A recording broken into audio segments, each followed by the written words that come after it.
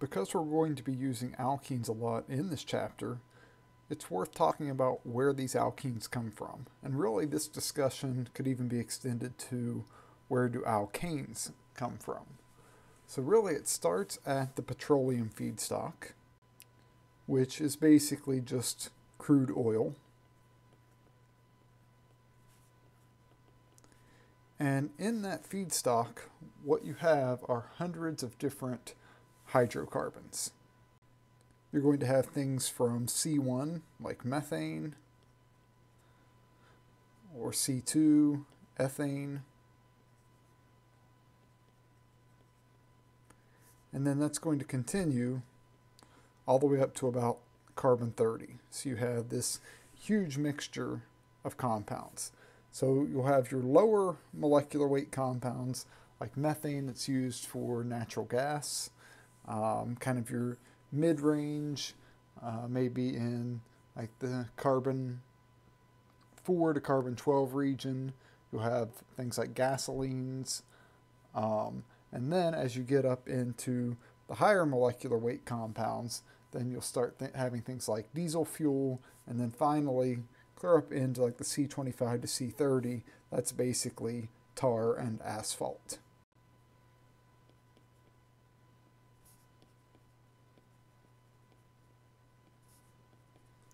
So you have this huge mixture, but what happens then is it undergoes a distillation. And in the oil industry, this is called refinement.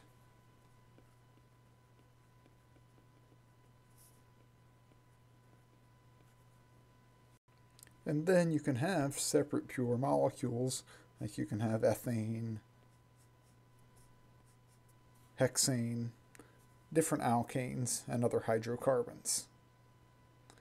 Once these are pure, then we can talk about how these get converted into alkenes, because this is really where the alkanes come from. So as far as converting alkanes into alkenes, there's a couple of methods. The first is an industrial method.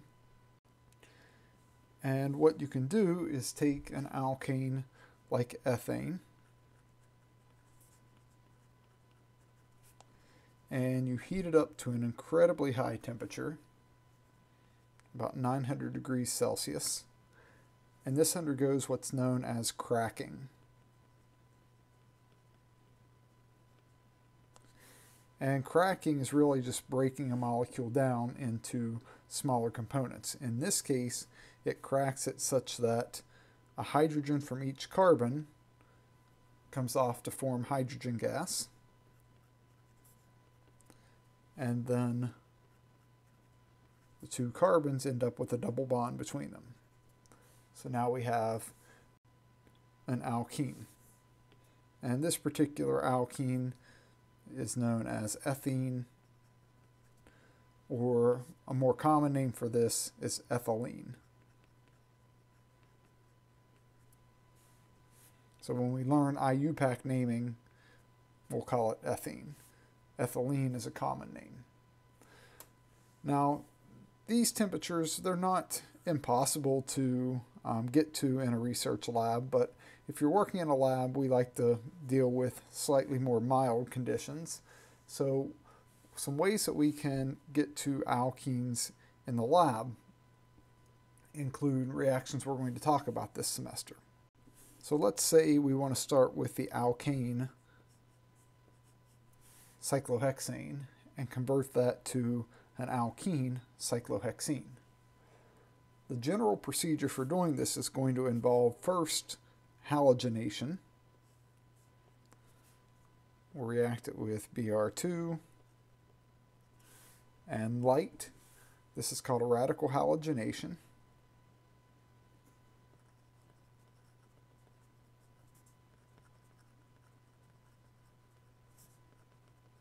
Which we will learn later in the semester. And that will put a halogen on the ring. So what we've done is we've taken the alkane, which is essentially unfunctionalized, and we've now functionalized it by putting a halogen on it. After that, we can treat this with a base like hydroxide and do what's known as an elimination reaction. This is one of the last reactions we'll be talking about this semester.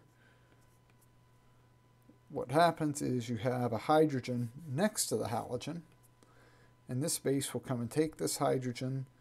Those electrons come down to form the pi bond, and then you lose the bromide as a leaving group.